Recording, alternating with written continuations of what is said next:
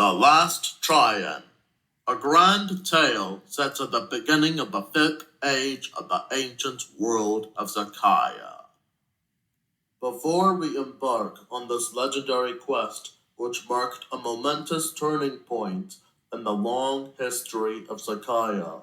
we must first take a look at the map of the world of our main hero in order to understand the places he will come across on the journey he will take across this land that was once the domain of his father and forebears. And you can pause this video for a while if you would want to see every detail of it and to appreciate its design and outline. And then we must heed this informative sheet of the 5 main characters who will soon become the main focus of our tale. Aranes, the last surviving heir to the throne of Triania. He was only a baby when the dark sorcerer Mazarul murdered his family in cold blood, and he was carried downstream by a friendly river spirit into the lush valley of the elves. And it was there that the resident elf maidens entrusted his care to Baba Sophia and the vixen Sylvia for 12 long years, until the time shall come for him to be informed of his sacred duty to reclaim the lost realm of his forebears from the hands of Mazarul. The brothers Jack and Tristan, both 15-year-old twins, have been able to fend for themselves in the wild, even after they've lost their parents to an attack by Mazarul's minions. Jack is adeptly skilled at archery, and Tristan is a skilled swordsman, on par at times with Hugo. They are also among the most intrepid and risk-taking of the 4 scavengers, and are quick to help their friends out in any dangerous situation. Hugo, the biggest, heaviest, and bravest fighter of the 4 scavengers. He loves to eat and show off his fighting skills, and although he might get bad-tempered at times, he is probably the nicest and most caring of the 4 scavengers. 16 years old. Carla, what this 14-year-old girl lacks in brawn or strength, she makes up for in wits and skill, and she is thus one of the cleverest and smartest of the 4 scavengers. She is quick to prove wrong those who misjudge her for her actions, has keen blue eyes, is adept at climbing, jumping, and running, and is the only one of the 4 scavengers who carries a pistol which she doesn't use as often as her knife, and her satchel can carry all 6 shards of the broken sword at Brasso. Thousands upon thousands of years ago, the Trians of Triania once maintained peace and order throughout much of the known world, with their kind, just, and benevolent rule, and with the power of their sacred, magical regalia. The Trians ensured that there would be no serious threats to their rule, and they received gifts and tributes from vassals across all the corners of their vast, sprawling empire. And the birth of a little boy named Aranas also happened to be a glorious time of much celebration and rejoicing. But that day, the dark sorcerer Mazarul cast a vast cloud of smoke over the skies of Triandos. And then, with the aid of his goblin legions, he swooped down upon the armies of Triania in the form of a great black dragon, and razed all of Triandos to the ground. Mazarul soon entered the palace halls as a hooded, tall, and towering figure cloaked in smoke and shadow, and he was willing to do whatever it took to claim the power, regalia, riches, and throne of the Trians as his very own, even going as far as to murdering the reigning Trian and all the members of his family, including the youngest heir to the throne, in cold blood. But just as Mazarul was about to lay his long, clawed fingers upon the baby Aranis, his mother gave a cry of despair as she hastily placed him in a small wooden basket and threw him out from the palace window before she was stabbed at the side by the dark sorcerer's dagger.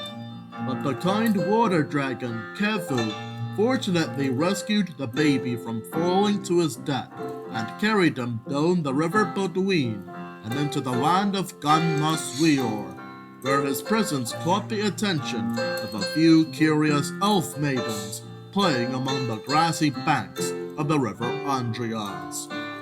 "Who is this, we wonder?" asked one of them. A little boy of half-elven blood, carried down the river Andrias by none other than the guardian of the two rivers himself. "Oh!" cried another one.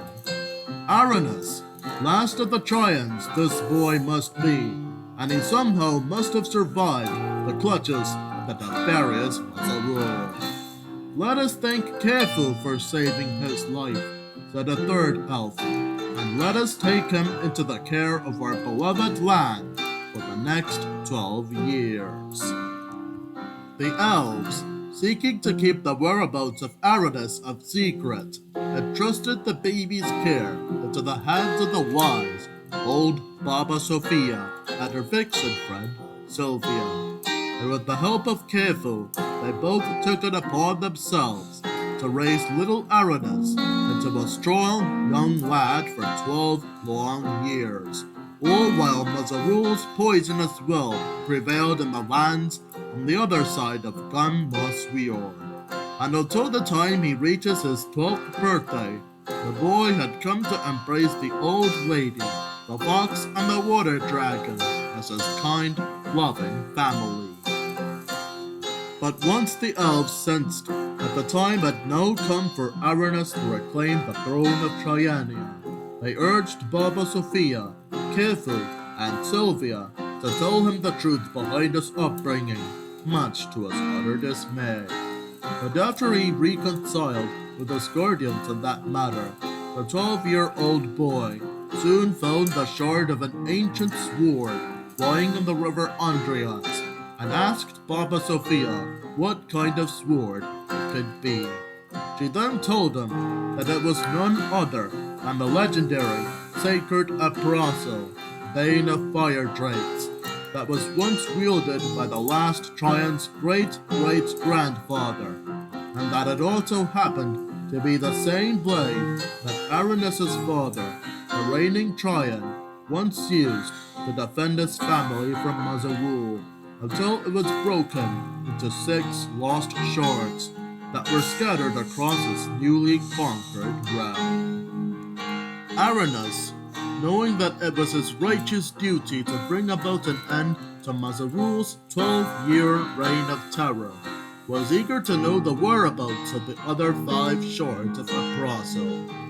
So he took the one that he picked up from the riverbank and showed it to a roving, ragtag band of 4 brave, independent, adolescent orphans who once lost their parents to Mazarul's minions at an early age and called themselves the 4 Scavengers.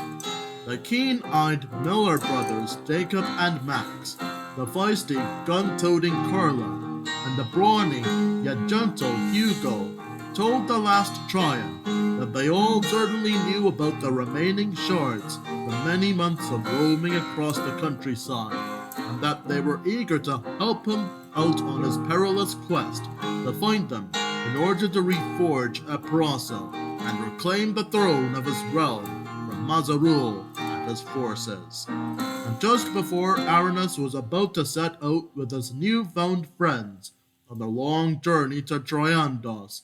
Kefu generously fashioned for him a glowing blue dagger that could strike fear into the hearts of Triania's enemies. So with the blessings of the water dragon, Baba Sophia, Sylvia, and of the elf maidens who once found him as a baby, the last of the Trians took it upon himself to lead the 4 scavengers northwards on the long, winding road to the once glorious Trianian capital of Trian. As they reached the lands that stood between Gunmaswior and the tall, tree-studded peaks of the Yellow Mountains, the five travelers beheld the frightful sights of Mazarul's demons terrorizing an entire village of innocent, helpless peasants, till they left behind burning homes and heaps of skulls and bones in their wake. Aranis, seeking to avert more of the carnage and to save the peasants' lives, rushed forward to vanquish the demons with swift blows from Kefu's magic dagger, and with the helpful assistance of Jacob and Max Miller, Hugo, and Carla. Once that great feat of heroism had been accomplished, Aranis and his four loyal friends proceeded to begin their arduous trek across the Yellow Mountains in order to reach the Southlands. It was there that the travelers happened to meet the Harry Potter, a large, eccentric hobgoblin who had tawny brown fur, particularly long arms, and a passion for pottery. Ask him about the shards of a Prosil, and find one sitting on the middle of his cave. Once the travelers thanked the friendly hobgoblin for that miraculous occurrence, and Carla placed the newly found shard into her satchel, along with the one that Aranis once found in Gunmaswior. The five orphans resumed their trek through the Yellow Mountains, and soon found a quiet place to spend the coming night.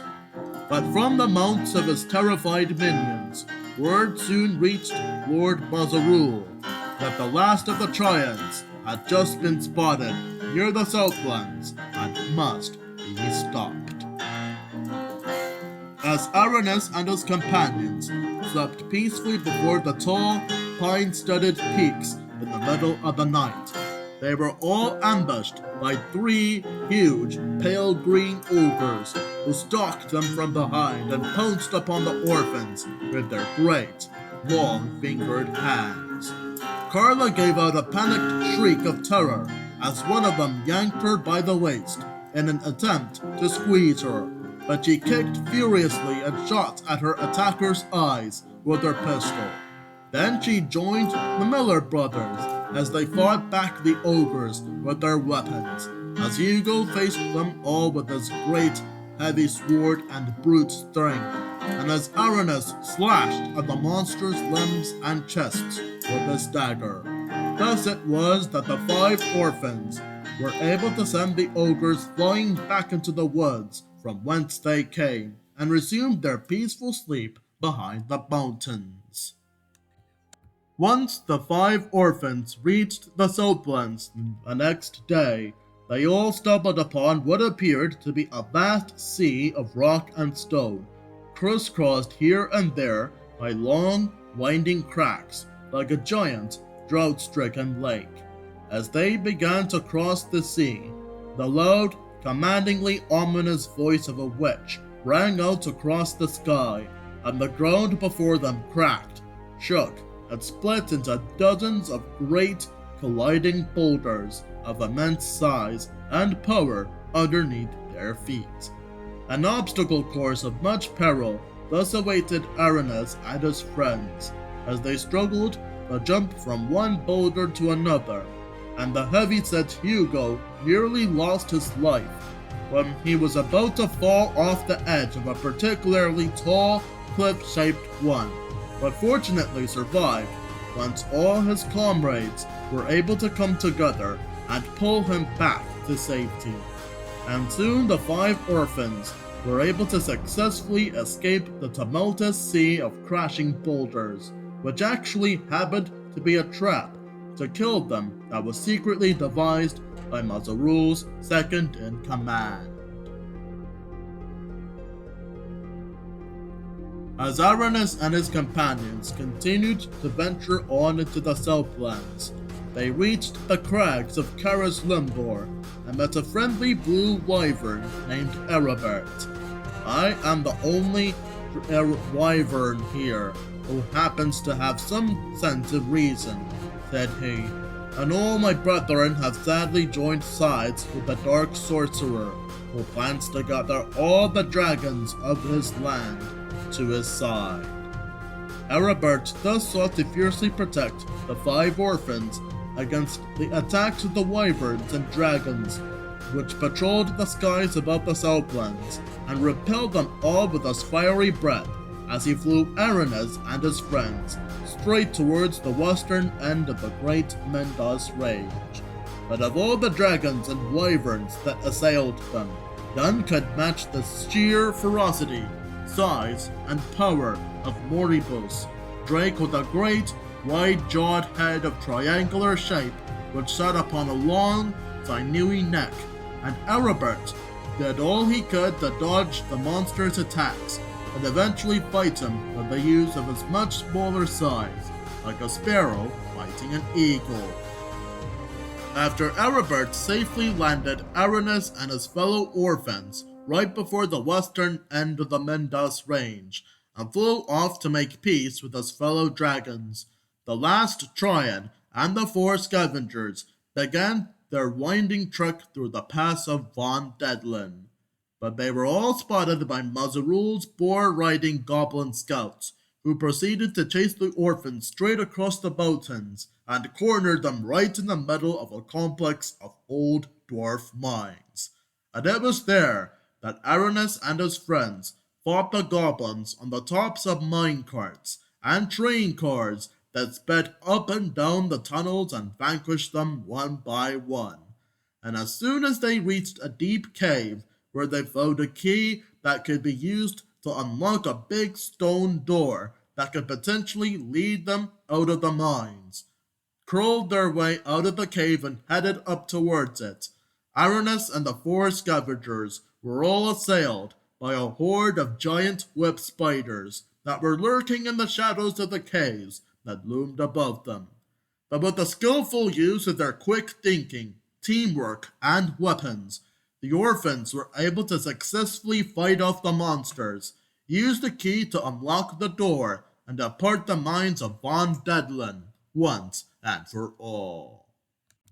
Aranes and his friends continued their long, tiresome trek through the great Mendas range, all whilst facing some repeated attacks from Mazarul's demon and goblin minions along the way. And in some areas the 5 orphans all received help from the friendly stone giant Igbor, who carried them straight across deep ravines, wide chasms, and other sorts of challenging, difficult, and treacherous terrain, and right out of reach from the clutches of Mazarul's forces. The giant soon placed the orphans close to where the pass of Astalam was, and upon arriving there the next day, Aranes and his friends were all ambushed by a company of boar riders that were quickly taken care of by a volley of arrows fired by a troop of wood elves, who proceeded to escort the orphans into the nearby forest where they lived for centuries. The elves are quite delighted to know that a living Trian of half-elven blood has come among them to free the world from Mazarul's dark enchantments, and they allowed Aranes and his companions to visit the bustling little market town of Dor Hepin Sa, where they could find some objects that could come in handy for their quest to retake Triandos from Mazarul. They included one of the 6 last shards of a prosel sitting in the hands of a generous old woman who was eager to place it in Aranes's hands in exchange for 25 gold flakes, and the 4 scavengers used some of the gold flakes they've saved from the abandoned dwarf mines to purchase anything that could suit them for the long journey ahead. And Hugo was particularly more keen than his peers to indulge himself in devouring the delicious dumplings that were being served everywhere. So once the 5 orphans were done with their little shopping spree at Dor Hepin Sa, they all departed the mountainside market town the next day, and with provision-laden mules given to them by the wood elves, Aranes and his loyal companions started their long hike through the pass of Astalam in order to reach the Gap of Mirandos, through which the river Cadros flowed from the slopes in the mighty Helga's range. Along the way, the travelers withstood attacks from the dark sorcerer's harpy spies and from Zuka, the terrible dark-haired and dark-dressed witch who once tried to crush them to death with the use of her massive colliding boulders. And even though the orphans were able to succeed in scattering away their initial adversaries as they approached the Gap of Mirandos, they were all stopped in their tracks one night by a fleet of airships from Azarul's goblin forces, who happened to use their monstrous flying machines to bypass the tall mountains that guarded the pass of Astalan, so as to find a clandestine spot from which they could launch an ambush upon Aranis and the four scavengers, who all had no choice but to face the goblins head-on with weapons in hand, and leap aboard their mighty airships whilst doing so in order to cross a deep, narrow ravine that split the pass of Astalan in two, and to finally reach the Gap of Mirandos. Upon arriving there the next day, Aranis and the four scavengers all happened to stumble upon a garden of enormous plants and flowers that stood in their path. The garden belonged to the fearsome giantess Helga, who had an infamous reputation for catching and gobbling up any puny humans who have trespassed upon her property like a hungry farmer going after harvest mice.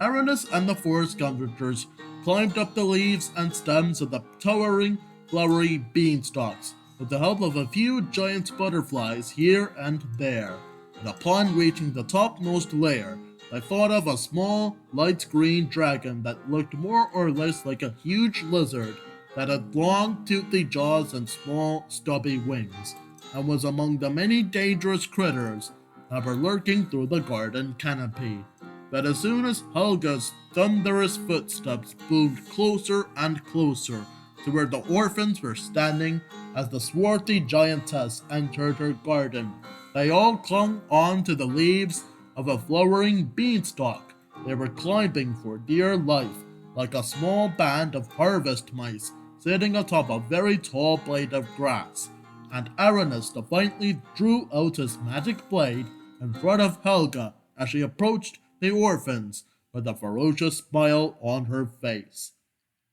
"You little vermin have all come to cause trouble and mischief in my little garden, eh?" she snarled. "Then I shall grab you all with my bare hands and munch you all up in one go." A tense standoff thus ensued between the orphans and the giantess, and Helga seemed to be winning the upper hand. That is, until a benevolent teal dragon arrived to unleash her watery breath upon the giantess and rescue Aranis and his friends from the clutches of Helga's huge hands.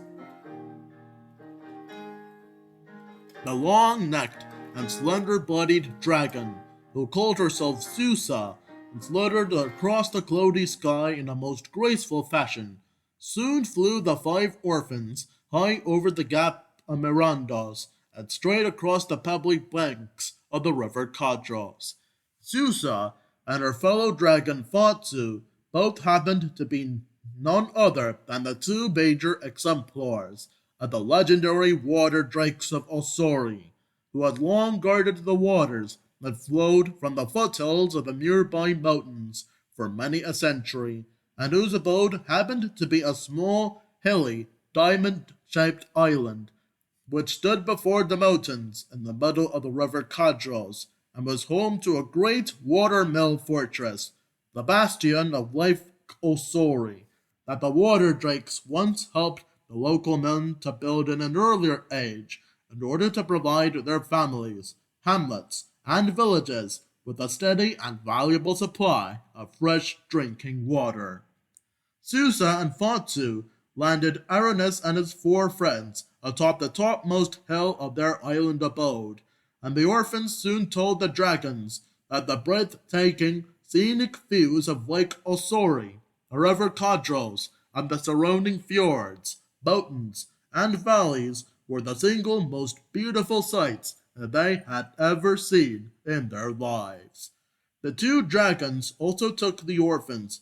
to the bastion of Lake Osori and allowed them to marvel in awe at how its many watermills and turbines all worked together as a single intricate system. Afterwards, Susa gave Aranus the magic shield and jewel that were once the heirlooms of his dynasty, along with a shard of the sacred apostle, which she fetched from the waters of Lake Osori itself, and some other gifts for the four scavengers, and then she flew the five orphans to the wild outskirts of the Gap of Mirandos.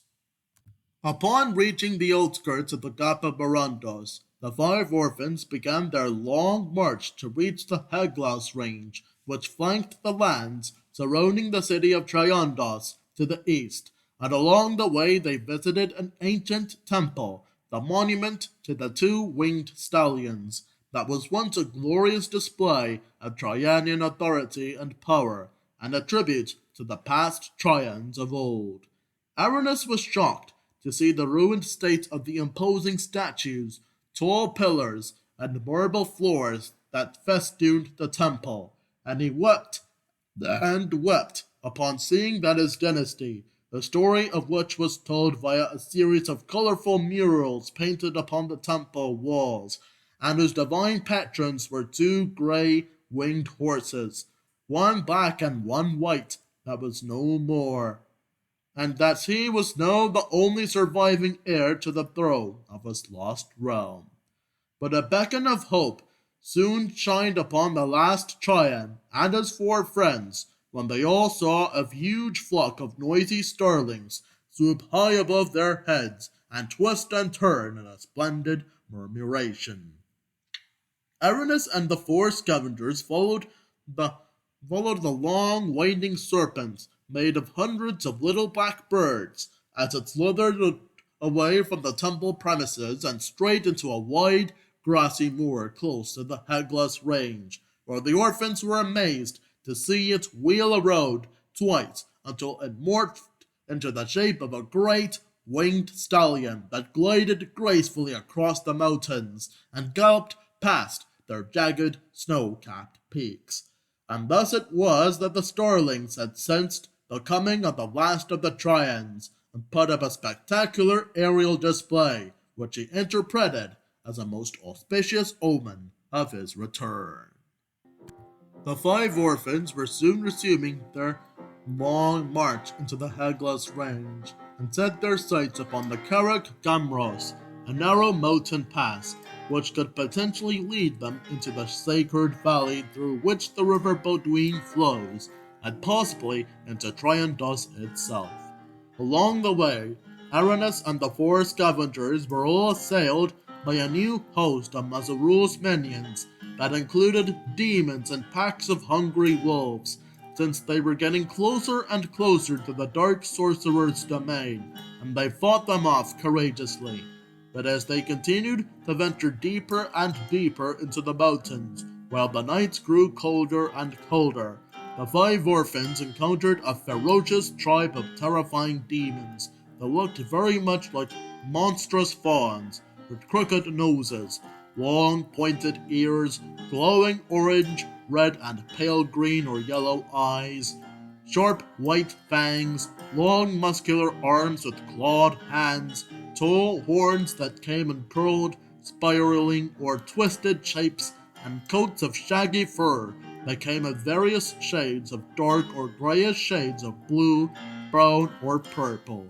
These mountain demons, which had long been among the dark sorcerer's most feared servants ever since he seized power 12 years earlier, attacked the company of five with such abandon, ferocity, and viciousness that they nearly even scarred the orphans to death,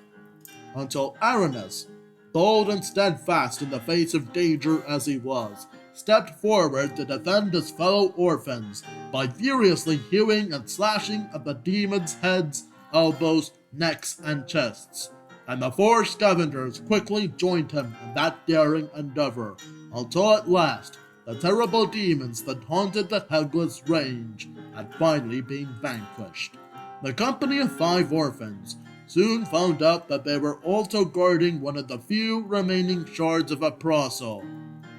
and Carla proceeded to place it into her satchel. As the last Trian and his loyal friends continued their march through the valleys of the Headless Range, they soon found the 6th and final shard of a parasol, with its hilt intact, lying right under a large rock that stood next to a tall boulder standing on the right of the winding mountain road. But just as the 5 orphans were about to leave for the pass of Carreg Gamros, they were all suddenly assailed by the witch Zuka, who swooped upon them in a hideous black crow form, with great wings and a long, jagged beak. The 5 orphans did all they could to fight her off with their weapons, yet in the end, it was Aranus himself who happened to strike the final blow when he smote the witch in the chest with his magic dagger as she launched a swooping attack upon the last Trian and his comrades. Afterwards, the 5 orphans soon resumed their journey to reach the pass of Carreg Gamros, and valiantly fought 2 huge, hulking trolls that were guarding a narrow stone bridge that they had to cross. Once the last Trian was able to use the magic shield that Susa gave him to reflect the rays of the rising sun and turn the trolls into stone, he continued to lead his comrades across the mountains until at last they all happened to come upon a tawny sphinx who sat upon a boulder that loomed tall over the pass of Carreg Gamros, which she fiercely guarded as its stately sentinel, and would devour those who failed to answer her riddles correctly in order to enter the pass. Aranus, last of the Trians, am I. Aranus boldly raised his magic dagger in front of the Sphinx, and I have come with my loyal company of 4 to answer your riddles, and thus be given entry into the path of Carreg Gamros, beyond which lies Triandos, the lost city of my forebears. So it was that the Sphinx spoke to the 5 orphans the following words. Which beast is both big and small, is as bright and radiant as the sun, can be easily tamed by careful and cautious hands, devours deer, house, plant, and tree in its path, and is a fearsome menace to the armies of cold and darkness itself.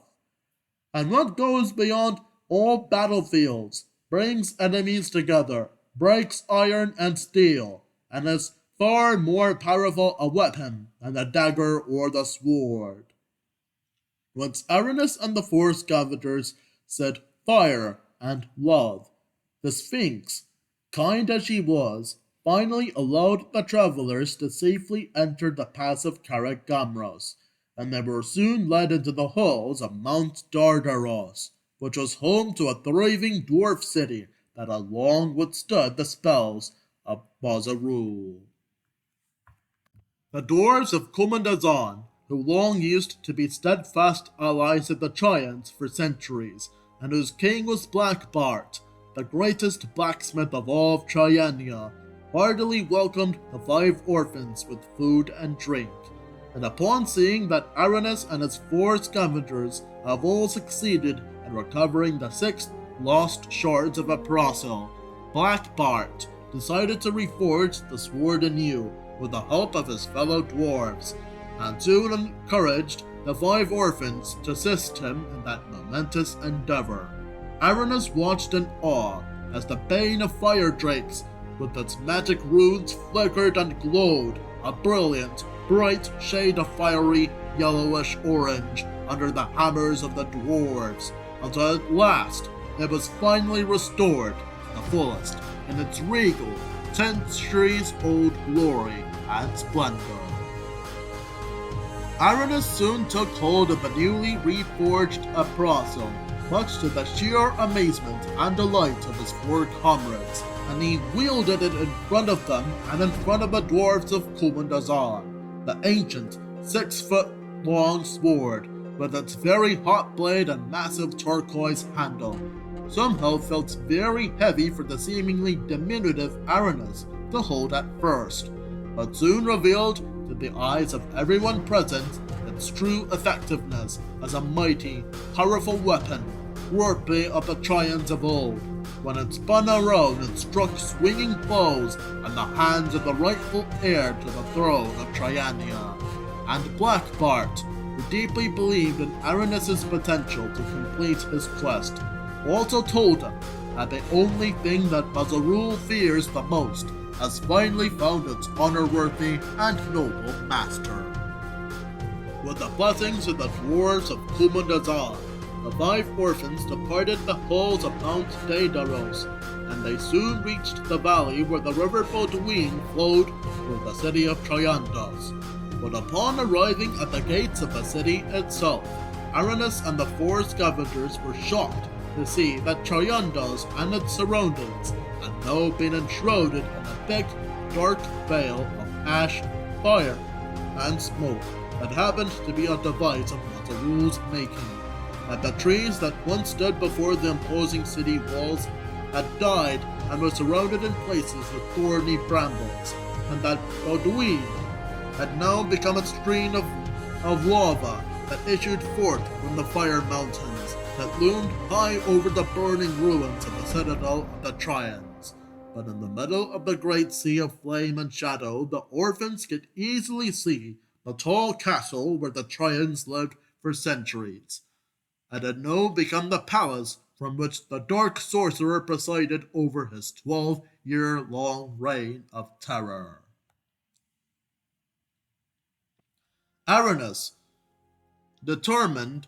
as he was to finally vanquish the ultimate bane of his realm, boldly led his 4 loyal companions deep into the fiery lair of the fiendish usurper, where the brothel held high above the ruins of Triandos. And many was the host of demons, goblins, and other hideous monsters that Mazarul had gathered in the shadows to face the return of the last Trian to his righteous throne.